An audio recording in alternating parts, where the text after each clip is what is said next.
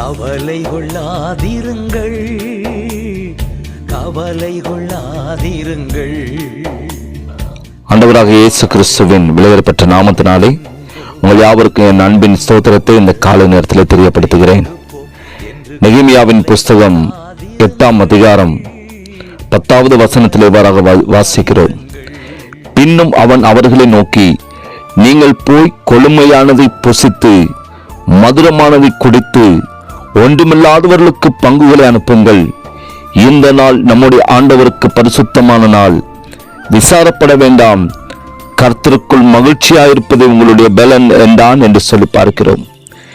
கண்மான தேவனுடைய பிள்ளைகளே, வேத பாரகனாகிய எஸ்ரா நியாயப்பிரமாண புஸ்தகத்தை பாபிலோனிய சிறையிருப்பிலிருந்து எருசலேமினுடைய தேவாலயத்தையும் அதனுடைய அலங்கத்தையும் எடுத்து கட்டும்படியாக கடந்து வந்த ஜனங்கள் மத்தியில் வாசித்து அந்த வசனங்களுடைய அர்த்தத்தை விளக்கின அந்த நேரத்திலே ஜனங்கள் எல்லாரும் பாவ உணர்வு அடைந்தவர்களாய் தங்கள் பாவங்களை அறிக்கை செய்து அவர்கள் அழுதார்கள்.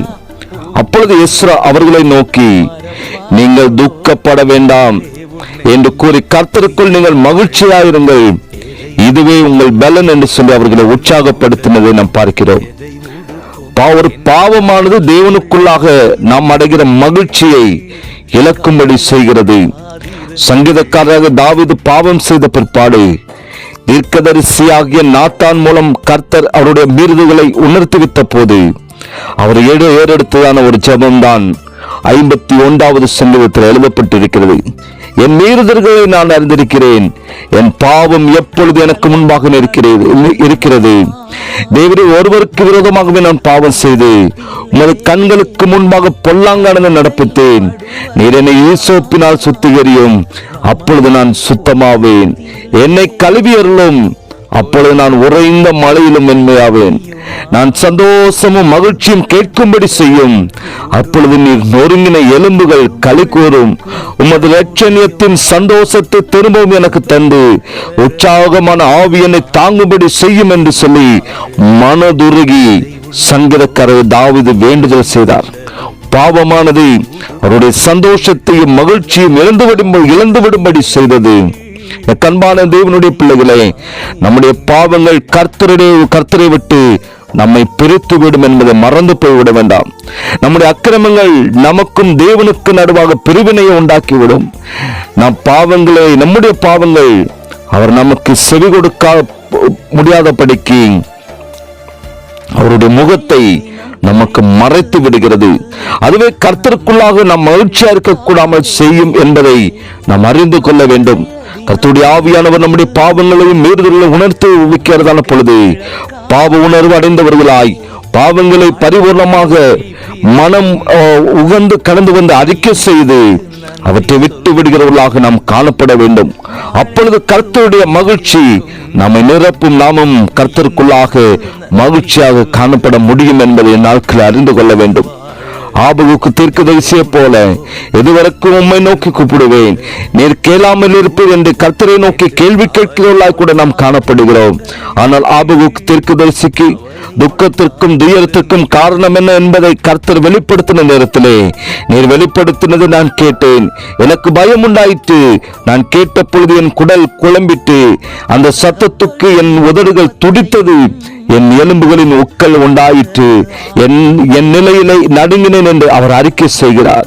இஸ்ரவேல் ஜனங்களுடைய மீறுதல்கள் தான் துக்கத்திற்கும் துயரத்திற்கு காரணம் என்பதை அறிந்த பிற்பாடு அத்திமரம் துளிர் விடாமல் போனாலும், திராட்சை செடிகளில் பழம் உண்டாகாமல் போனாலும், ஒலிவ மரத்தில் பலனற்று போனாலும், வயல்கள் தானியத்தை விளைவியாமற் போனாலும், கிடையில் ஆட்டு மந்தைகள் முதலற்று போனாலும், தொழுவத்திலே மாடு இல்லாமல் போனாலும், நான் கர்த்தருக்குள் மகிழ்ச்சியாயிருப்பேன், என் ரட்சிப்பின் தேவனுக்குள் களி கூறுவேன் என்று சொல்லி அவர் விசுவாச அறிக்கை செய்கிறதை நாம் பார்க்கிறோம்.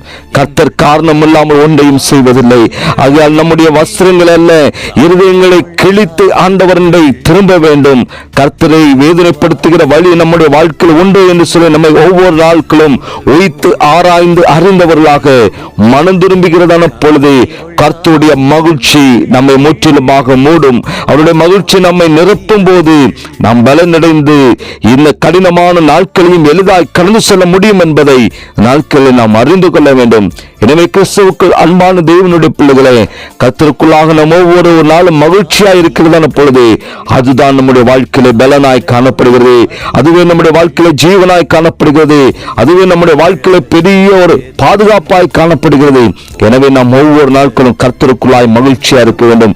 கர்த்தருக்குள்ளாய் மகிழ்ச்சியா இல்லாதபடிக்கு நம்முடைய வாழ்க்கையில என்ன தடைகள் காணப்பட்டாலும், என்ன காரியங்கள் இருந்தாலும், அவர்கள் தெய்வ சமூகத்தில் அறிக்கை செய்து பரிபூர்ணமாய் விட்டுவிட்டு தெய்வ சமூகத்தில் திரும்புங்கள். கர்த்தர் உங்களை அந்த சந்தோஷத்தினால், பரிபூர்ணம் ஆனந்தத்தினால் உங்களை நிறைக்க ஒரு வல்லமுள்ள தேவன். ஒவ்வொரு நாட்கள் கர்த்தருக்குள்ளாய் சந்தோஷமாயிருங்கள். அப்போஸ்தலன் பவுல் சொல்லுவது போல கர்த்தருக்குள்ளாக எப்பொழுதும் சந்தோஷமாயிருங்கள் என்று சொல்லி மறுபடியும் நான் உங்களுக்கு சொல்லுகிறேன் என்ற வார்த்தையின்படி எப்பொழுதும் கர்த்தருக்குள்ளாக சந்தோஷமாயிருங்கள். இதுவே உங்களுக்கு பலனாய் காணப்படுகிறது. கர்த்தர் இந்த வார்த்தையின் மூலமாய் உங்களை ஆசீர்வதிப்பாராக. ஆமென். ஜெபிக்கலாமா? நேசிக்கிற அன்பின் நல்ல தகப்பனே, இந்த ஆசீர்வதிக்கப்பட்ட இந்த காலை வேளைக்காக நாங்கள் உமக்கு நன்றி செலுத்துகிறோம். கர்த்தாவே, உண்மையில் நாங்கள் சந்தோஷமாய் இருப்பதே அது எங்களுடைய பலனாய் காணப்படுகிறது. அதற்காக நாங்கள் உமக்கு நன்றி செலுத்துகிறோம் ஆண்டவரே. அப்படிப்பட்ட பலனை நம்முடைய பிள்ளைகள் ஒவ்வொருவரும் பெற்றுக்கொள்ளத்தக்கதான கிருபைகளை தேவனில் கொடுப்பீராக. எல்லாருடைய வாழ்க்கையில் காணப்படுகிற துக்கங்கள், கவலைகள், கண்ணீர்கள் சகலவற்றையும் விட்டுவிட்டவர்களாக உண்மையிலே பலன் பெற்றுக்கொண்டு உமக்கென்று மகிழ்ந்து களி கூறத்தக்கதாக தகப்பனே ஒவ்வொருவருக்கும் நீர் கிருபை செய்வீராக. இதற்கு தடையாக என்ன காரியங்கள் காணப்பட்டாலும் இயேசுவின் நாமத்தினால் முற்றிலுமாய் அகற்றி போடுவீராக. தங்கள் குறைவுகளை சங்கீதக்காரன் தாவீதைப் போல அறிக்கை செய்து விட்டு தெய்வ சமூகத்திலே தங்களை பரிபூர்ணமாய் தாழ்த்தி ஒப்பு கொடுக்கத்தக்கதான கிருபைகளின் தேவன் கொடுத்து வழிநடத்தும். அப்படி செய்வீராக. இயேசுவின் நாமத்தில் ஜெபிக்கிற நல்ல பிதாவே, ஆமென். கவலைப்படுவதினால் நமது உயரத்திலே, கவலைப்படுவதினால் நமது உயரத்திலே ஒரு முழம் கூட்ட முடியுமா? புது பலன் பெறவும் கூடுமா?